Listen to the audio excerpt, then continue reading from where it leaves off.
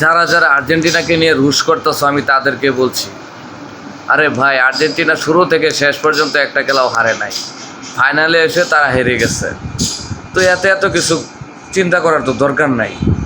আর তোমরা তো শেষ পর্যন্ত আসতেই পারো নাই, আগে ক্যাচ আউট হয়ে গেছো। তাহলে কেন তোমরা আর একটা টিমকে নিয়ে এভাবে রুশ করো? আগে নিজেরটা চিন্তা করো, তোমরা কতটুকু খেলেছ।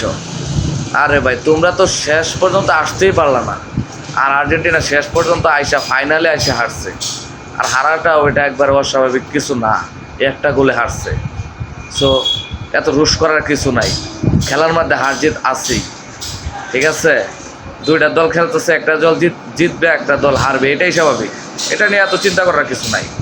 এবার পারছেন, আগামীতে পারবে। সো এটা নিয়ে রুশ করার মতো কিছু নাই।